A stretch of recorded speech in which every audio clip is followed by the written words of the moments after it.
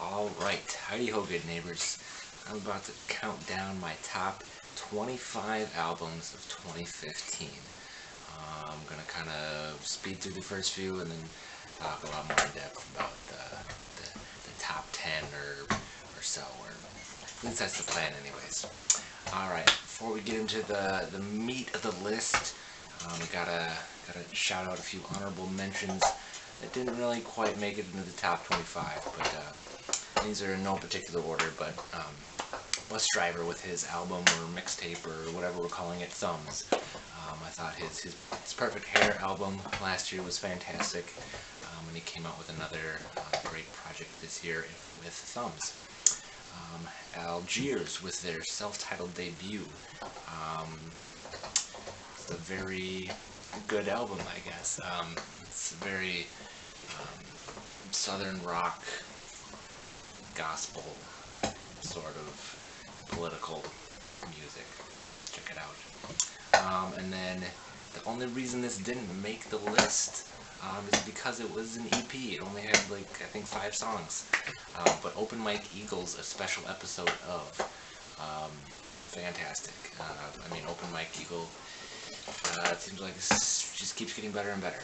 And this project was no exception, so check that one out. Number 4 on the list is Sammy Washington with his just epic album, The Epic. Again, this album didn't really make the list because I'm chewing on a bone. Because I didn't listen to the whole thing yet. I only listened to the first 2 hours. It's a 3-hour album. Loved everything I've heard so far, but I just didn't think I could really put it in my list, having not listened to the whole thing. And then the last honorable mention is going to be the Mountain Goats with their album Beat the Champ. Big Mountain Goats fan, and this album was pretty good. It's a, yeah, I'm not really going to talk anymore about the honorable mentions. Let's just get into the list. So at number 25, with their return, Slater Kinney with their album No Cities to Love. I was a bit disappointed by this album at the beginning when I first heard it. I think I just kind of put it up on its pedestal, and just, could never have possibly been satisfied with it. But actually, the more I listened to it, the more I realized it was a good album, and it definitely deserves to be on the list. At number 24, Death Grips with their completion of their double album, The Powers That Be. They released Jenny Death this year. I think it's their best work since The Money Store. Just, again, super aggressive and obscure, but also very catchy and accessible and danceable, honestly. Yeah, just a great album from Death Grips, as always. Number 23 on the list, Fiddler with their album 2. I really liked their self-titled debut they came out with last year, and this album this year felt like a nice progression for the band. Again, their kind of punk, garage rock stylings, I guess. I just really like it. At number 22 on the list, Grimes with her album Art Angels. I'm kind of surprised at how high this album is popping up on a lot of lists. Not that it wasn't good. I did like it, made my list, but I definitely liked her 2013 release, Visions. But I liked that one a lot better than this one. But this one was still good. At number 21 on the list is Destroyer with his album Poison Season. Just a great singer-songwriter chamber pop album that's just good and chill, and yeah, I like it. At number 20 on the list, Liana Lajadas with her album Blood. Just a really great pop album. I just really enjoyed it. I don't know what else to say about that one. Number 19, Wale with his album, The Album About Nothing. if you're not familiar with Wale, you might not be familiar with the fact that he's a big Seinfeld fan, and is actually pretty good friends with Jerry Seinfeld. So he kind of actually worked with Jerry Seinfeld, collaborated with him for this album, and it's interesting.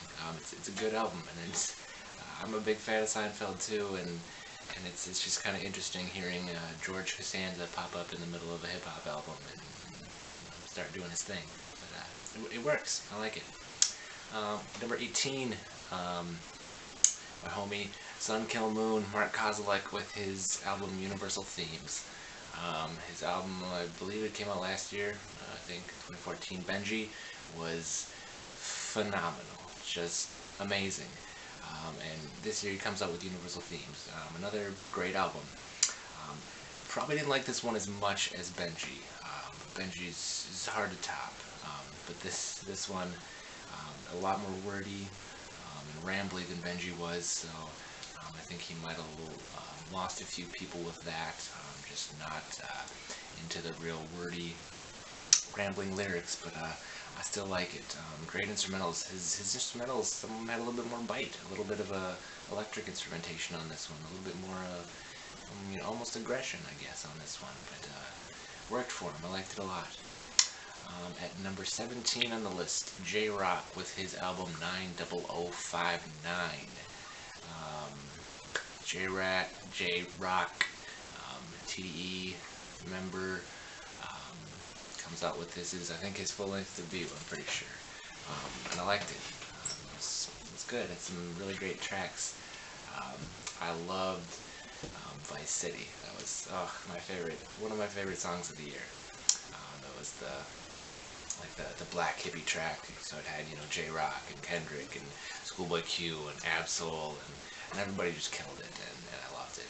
But all around a good, pretty solid project from J-Rock. At number 16, Milo with his album So the Flies Don't Come. This is actually the first album I had heard from Milo. I actually originally first heard of him. He was featured on one of Open Mike Eagle's songs from his special episode of EP that came out this year, and I decided to check Milo out, and it turns out he was coming out with an album this year, and I liked it. Just really good stuff. Very, kind of obscure hip-hop, where he raps about stuff that most rappers don't rap about, and does a good job of it, if I do say so myself. Number 15, Tame Impala with his album Currents. Wow, this was an album. This is a good one. It was solid front to back. Tame Impala, if you're not familiar, kind of a electronic alt rock. Well, at least on this album it was more electronic. In his past projects it's been more psychedelic. This time he kind of parted ways with his psychedelic guitars and went more electronic, and did a great job of it, so congratulations on that. At number 14, mewithoutYou with their album Pale Horses. People who know me know I'm a big old mewithoutYou fan. Quiet down, I know, we love mewithoutYou. Their album Pale Horses, another solid album from them. Lyrically, really dug this album. Liked the themes on this one. Could really get behind it. mewithoutYou, check them out. Don't sleep on this one. Number 13, Father John Misty with his album I Love You, Honeybear. I actually have to show you this album because I bought the deluxe edition of this one, and the packaging is, I think, really fantastic. So right off the bat, awesome cover art. It's just lots going on, lots of cool stuff. But then you open it up, and bam! It's a pop-up, and it also plays the track Born in the USA from this album. So, but again, Father John Misty, really great singer-songwriter album. kind of a depressing take on love. Yeah, I dug it. He's got a way with humor that I really like, and I really dig it, and it works. At number 12, The Game with the documentary 2. This was actually like a two-part album. He had the documentary 2 and then the documentary 2.5, both of which were 19-track albums. Just a long project. I actually only listened to the documentary 2. I never got around to listening to 2.5, so this is just about the documentary 2.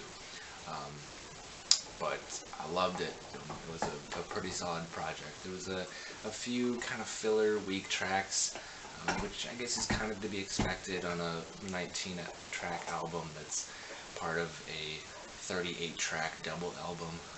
But yeah, just some of the game's best lyrics that I've heard in a long time. At number 11, Czarface with their album Every Hero Needs a Villain. Just a great bap boom production style on this, and they nail it with this one. The album talks a lot about like wrestling and comic books and superheroes and just it's kind of a concept album, and just lots of great verses, great fun upbeat production. I loved it. Check it out. Bones. Why do you keep finding bones? Stop it. Number 10, Vince Staples with his album Summertime '06. This is probably hands down the most well-produced album I heard in 2015. This one had No ID and Clams Casino and others working the production, and they did a fantastic job. The beats are... Every beat on here is just incredible, and varied. There's some slow, chill beats, and there's some bangers on here, and there's some trap, and there's some bat boom, and it's got everything. This is another really long album. I don't remember how many tracks exactly it was, but it was a long. I think it was over 20. But another big project, kind of a full-length debut from Vince Staples, and he really held his own as a lyricist on this. Kind of the just gangster rap that's he's known for. He continues to do a good job with it. Yeah, shout out to Vince Staples. At number 9 on my list, Dan Deacon with his album Gliss, Riffer. This album really wasn't getting a whole lot of attention this year, I felt like, but I really loved it. Just a really upbeat electronic album from Dan Deacon, who I haven't really delved into a whole lot of his older work. This is really all that I've heard for the most part, but just loved it. Just very danceable. I mean, if you wanna get a taste of Dan Deacon, I encourage you to check out the Tiny Desk concert that he did for NPR, where he played several tracks from this album and just got the whole office going nuts and dancing and having a great time. It's probably one of the best of NPR's Tiny Desk concerts I've ever seen. Check it out. It's on YouTube and NPR's website and whatever. But good stuff from Dan Deacon. At number 8, The World is a Beautiful Place and I'm No Longer Afraid to Die with their album Harmlessness. This is another album that actually originally I was kind of disappointed with. It's a change in sound for the band from their previous work, and I am a big fan of The World is a Beautiful Place. And so the change in sound was a little bit difficult for me to adjust to at first. But once I did make the adjustment and got into it, I really enjoyed this album.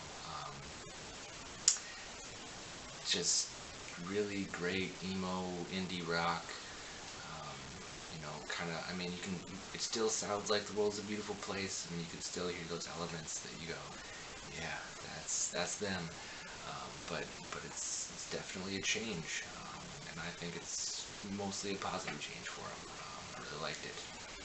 Number 7, Pusha T with his album King Push, Darkest Before Dawn, The Prelude. This was dropped end of the year here. It was one of the last albums that I actually listened to.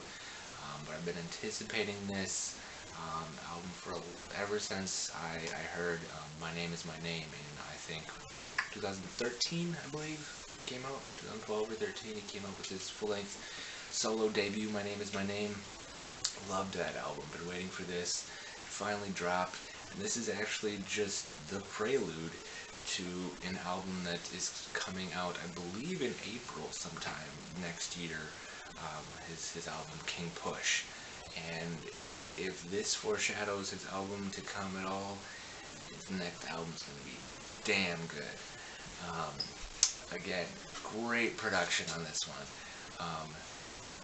Timbaland has a few beats on here, and just very odd beats that are hard to wrap your head around. There's a couple beats at first, when I first heard them, I didn't like them, and I was like, what is this? And I looked up the producer, and it was Timbaland, and I was like, wow, this is bizarre. And I wasn't really a fan, but the more I listened to it, the more those turned into my favorite instrumentals on the album. And Pusha T does what Pusha T does. He just straight raps on this, like no frills, just does that kind of has that slow, deliberate flow where just every word is just so precise and calculated, and just fills his verses with content that, you know, I just love. Yeah. At number 6 on the album, Young Fathers with their album White Men Are Black Men Too. This is another fantastic hip-hop, electronic, indie album.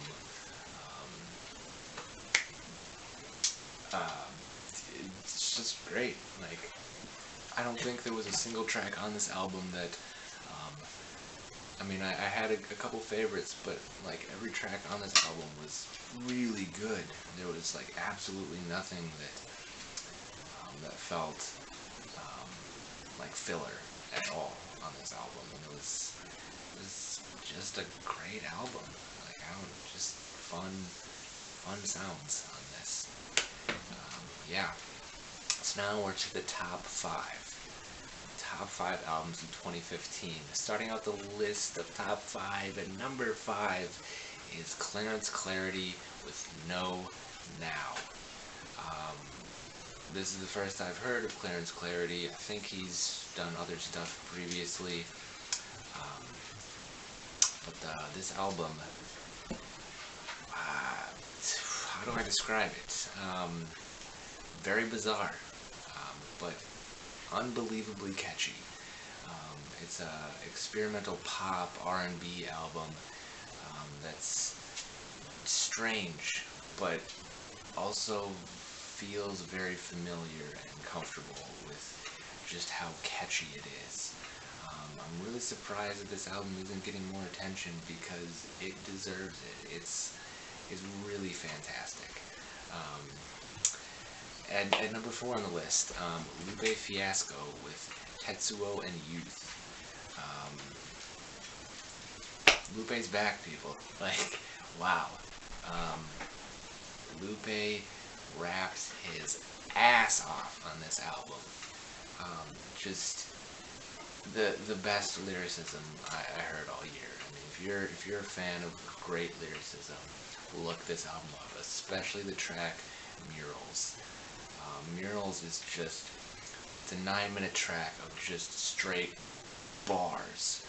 Just so many layers to the lyrics and double meanings to everything, and just homophones and similes and metaphors and everything that you look for in great, intelligent lyrics. Lupe's got it.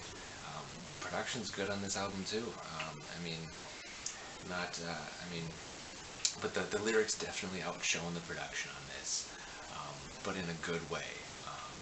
It wasn't that the production was bad. Some really nice beats on this too. At number 3, Everything with their album Get to Heaven. This is another kind of indie pop album. It's fantastic. Just very catchy and danceable. Great grooves on this. Interesting lyrics that don't always make any sense, but you sing along with them anyways because it's just a really fun album to listen to. It didn't have a US release, so it's not getting a whole lot of attention over here. I think it was only released in the UK and Australia, maybe other parts of Europe. Definitely check out Everything and their album Get to Heaven, because good shit. At number 2 on the list, top 2, here we are. Jeff Rosenstock with his album We Cool. Jeff Rosenstock, you might know him from bands such as Bomb the Music Industry, or he's collaborated with like Andrew Jackson Jihad.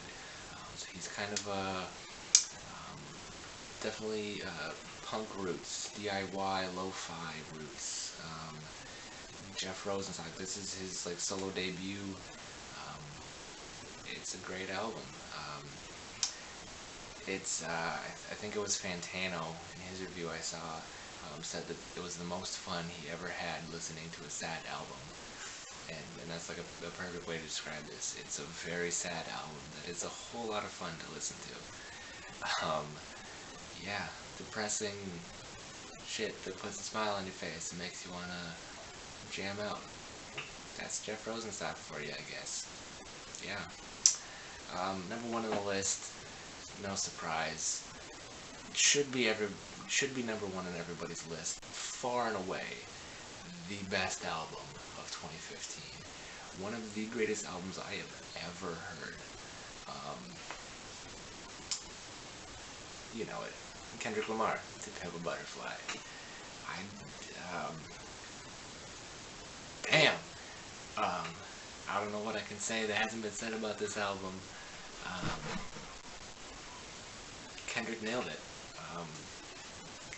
Great, like the free jazz and funk elements mixed with the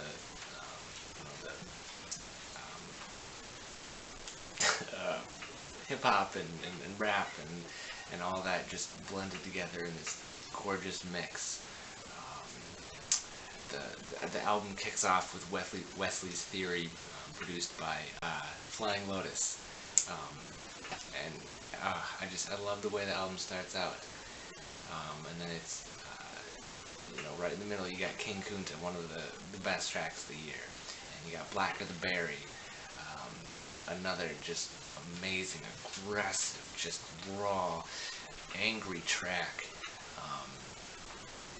And one of my favorite tracks off the album, These Walls. To Pimp a Butterfly, best album of 2015. Like, Kendrick Lamar is not number 1. What are you doing? Just stop. Go home. I'm out.